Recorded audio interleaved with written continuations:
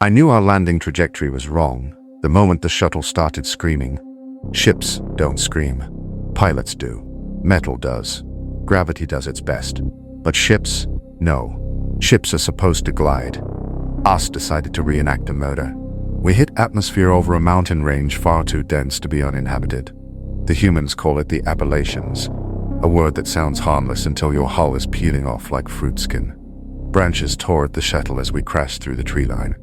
The forest swallowed us whole. When we finally skidded to a stop, half buried in mud and pine needles, I was upside down, strapped into a chair built by someone who clearly hated me personally. I unbuckled, dropped to the ceiling floor, and groaned.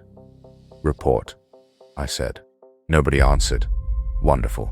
Outside, the forest felt wrong. Too quiet, too cold, too alive.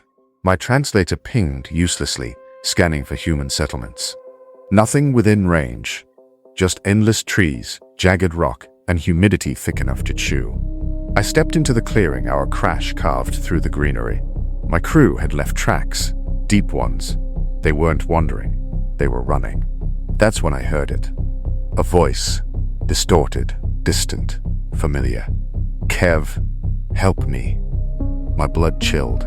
Kev is one of ours, but the voice wasn't coming from his direction. It echoed from the dark tree line we all avoided instinctively. Something moved between the trunks. Tall, thin, not shaped like any Terran life form we studied. I raised my scanner. It didn't register a creature. It registered hunger. That shouldn't be possible. I stepped back.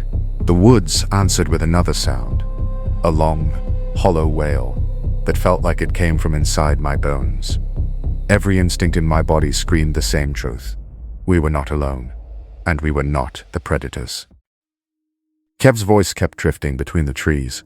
Too soft, too stretched, too wrong. I followed the trail my crew left, deep, panicked footprints in mud that hadn't existed 5 minutes earlier. Earth's soil reshaped itself with every step, like the planet was deciding how much effort it wanted to spend ruining my life. I found the first sign of trouble at the foot of an old pine. A smear of blood, a shredded ration pack, and Kev's tool belt snapped clean through like it had been chewed. I whispered, Kev. Even though every rational part of me screamed to stop offering the local predators a dinner bell. Movement flashed between the trunks. Fast, too fast, almost gliding. Someone yelped behind me. I spun around to see Vesk, one of our engineers, sprinting toward me, arms flailing, eyes huge, gear bouncing everywhere. I didn't know bodies could panic with that much range of motion. He shouted, "It's behind me!" which was never encouraging. The thing chasing him didn't roar, didn't hiss, didn't howl. It breathed. Long. Hungry. Human-shaped, but stretched like someone dragged a nightmare across a frame too small to hold it. Vesk dove behind me, because apparently I looked like the kind of person who could defend myself against a folkloric apex predator. That assumption remains insulting. "Did you see it?" he whispered. "I saw something." "What did it?" A scream cut through the forest. Sudden, sharp, not human, but close. I turned toward the sound and froze. Our navigator, a calm, level-headed navigator, wasn't standing anymore. One moment he was there. The next, a hand, clawed, bone-thin, impossibly long, snatched him upward into the dark canopy, like gravity had just changed its mind.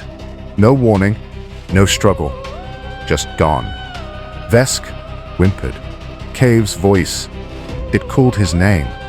How does it know his name? I didn't answer.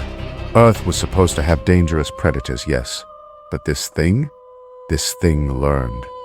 It stalked, it mimicked, it hunted with strategy. My translator flickered, confused. Unable to classify threat, unable to quantify fear. The woods whispered again, this time using my voice. "Help me." I didn't wait to see where it came from. "Run," I said, and for once, Vest didn't argue.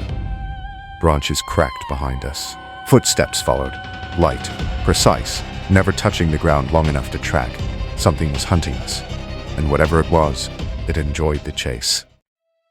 Vesk and I crashed through the underbrush. stumbling over roots that rose out of the soil like claws reaching for ankles.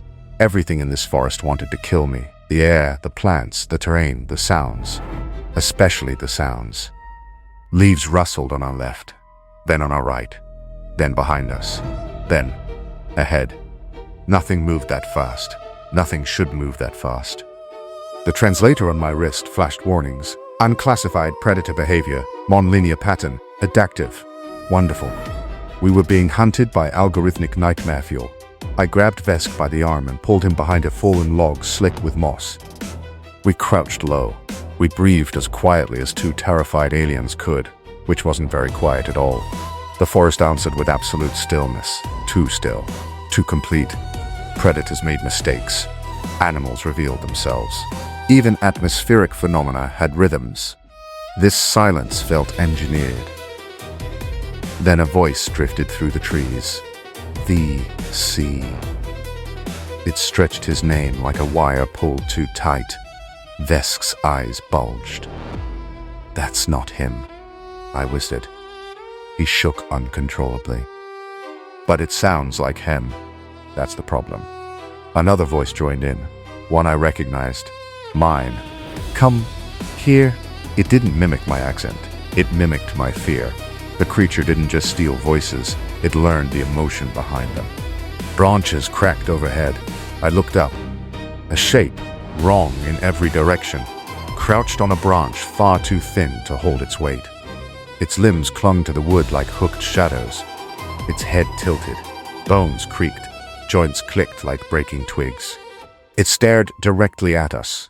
No eyes, just a hollow, gaping skull mask lit faintly by pale moonlight. Vesk whimpered. Quietly, to my credit, I did too. The creature inhaled slowly, long, deep, savoring. Then it spoke again, this time, using Kev's voice perfectly. Found you. I grabbed Vesk's wrist. Run. We exploded from cover, sprinting downhill toward a part of the forest the map claimed didn't exist. The creature didn't leap. It didn't chase. It simply vanished from the branch and reappeared between the trees, gliding alongside us like it was testing how much fear we contained before breaking. Branches whipped my face, my lungs screamed. Every survival instinct I had begged me to lie down and negotiate with the afterlife. But then, a sound cut through the woods. Low, mechanical, thundering. An earth machine. An engine. A hope I didn't understand yet.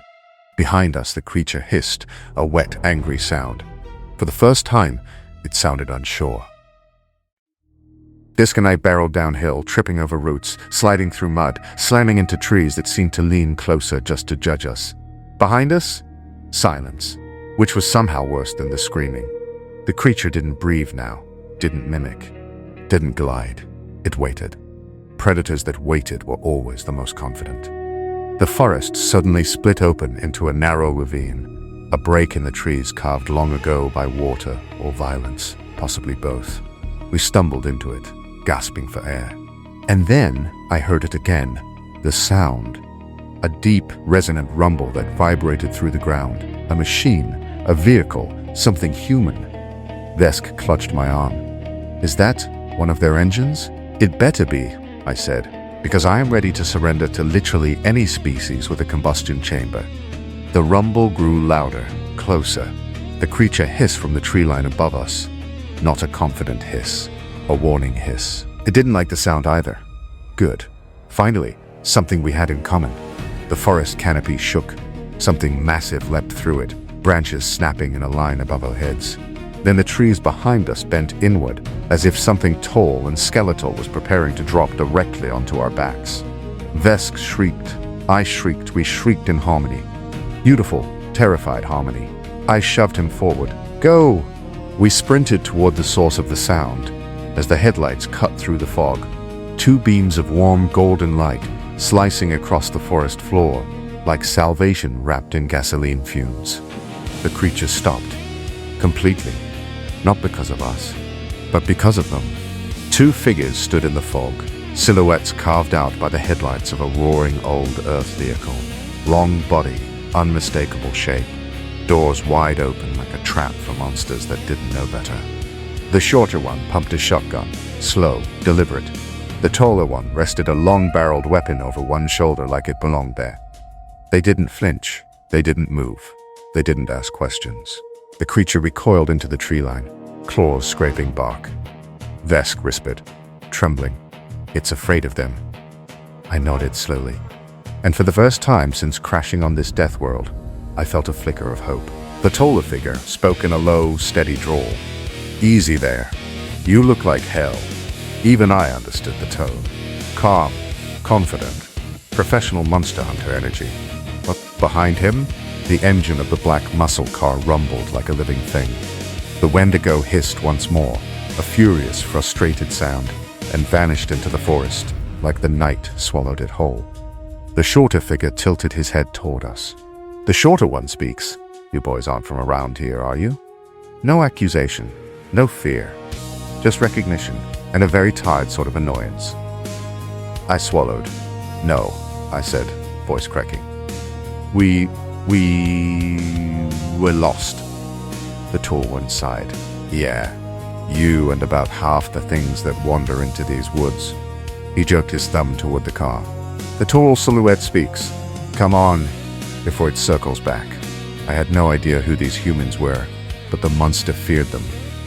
Which meant, logically, mathematically, spiritually, I was absolutely going with them. The humans didn't rush us. They didn't raise their weapons. They didn't even look startled to see two bioluminescent aliens sprinting full tilt out of the Appalachian fog, which, frankly, concerned me more than the monster. If we weren't the weirdest thing they'd seen tonight, what else was out here? The tall one lowered his weapon just enough to look casual about it. The shorter one kept his shotgun ready, in the universal posture of something still out there, and I'm not in the mood. Vesk clutched my arm. Are they hostile?" he whispered. I examined the humans carefully. Stoic posture, battle-worn clothing, weapons expertly held, zero fear. "No," I said. "They're hunters." Vesk blinked. "Hunters of what?" A howl rose in the distance, long, ragged, angry. The tall human answered for me. "That." Vesk nearly fainted. I envied him. The shorter human gestured toward the muscle car. "Get in the back, quickly." I hesitated, mostly because I had no idea what the back of an Earth vehicle was supposed to do besides shake violently and kill its passengers during acceleration. But the Wendigo screamed again, closer. Decision made. We dove into the back seat, which smelled like old leather, gunpowder, and a lifetime of bad decisions. The tall human slid into the driver's seat. The shorter one slammed the door behind him and racked his shotgun again, because apparently that was comforting for humans.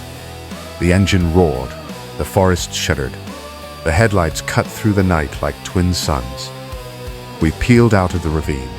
The creature lunged from the tree line as we sped past. I caught a glimpse of it, taller than the trees, limbs like twisted bone, jaws unhinged far too wide. It slapped the rear quarter panel of the car. Metal dented inward, the entire frame shook. Vesk shrieked in a frequency that probably damaged my inner ear. The tall human didn't even flinch. "Don't look back." Naturally, I looked back. Instant regret. The Wendigo was chasing us on all fours, moving faster than physics or my dignity could process. Its skull face reflected the brake lights. It hated the car, hated the humans, hated losing its meal. It screamed, and the short one leaned half out the window and fired a shotgun blast into the dark. The creature recoiled, not killed, just offended. The tall one muttered something under his breath. Persistent bastard. I was beginning to understand why Earth classified this region as Nook. We hit a bend in the dirt trail, skidded sideways, caught traction again, and launched forward. The Wendigo skidded off into the underbrush, howling in fury. The short one shut the window and looked back at us. Even in silhouette, I could feel the eyebrow raise. "So, want to tell us why you two were out here sightseeing in monster country?" Vesk gulped. I sighed. "Crash landing," I said, followed by everything else.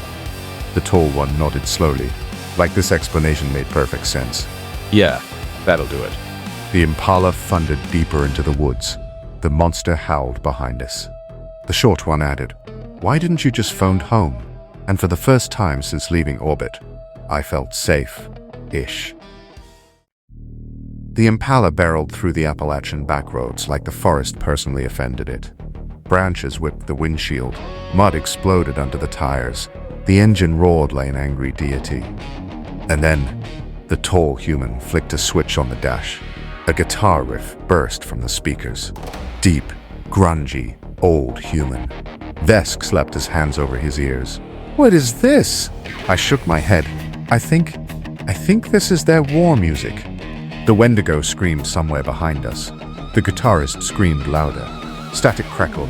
The drums hit like thunder. And the forest, the entire forest, seemed to tense around us. The shorter human reloaded his shotgun with expert rhythm, synced perfectly with the drum line. Short one says, "Knew I should have brought the silver. Thing smells wrong." Tall one says, "We'll manage." Neither turned around. Neither looked concerned. Meanwhile, I was reconsidering my entire relationship with gravity, mortality, and the concept of vacation worlds. We drifted around a corner, slid sideways through loose gravel, and shot down a hill. The full moon broke through the trees and illuminated the creature sprinting after us. It was fast, too fast. Its limbs were bending at angles geometry had no business supporting. Its jaw hung open far wider than biology should allow, dripping strands of something that definitely wasn't saliva. Vesk screamed. I screamed. The Wendigo screamed. The guitar solo screamed. It was a very loud night.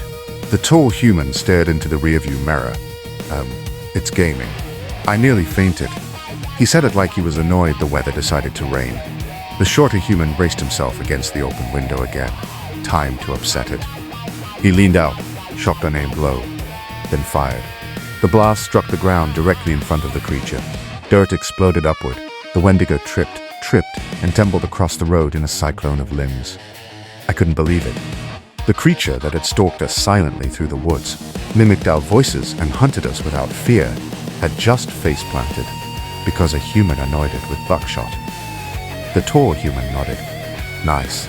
The short one grinned and said, "Thanks." Think we made it mad? Behind us, the Wendigo rose from the dirt, slowly, silhouette twisting, reshaping, reforming. Its skull mask cracked, its jaw widened. It shrieked. The guitar riff flared.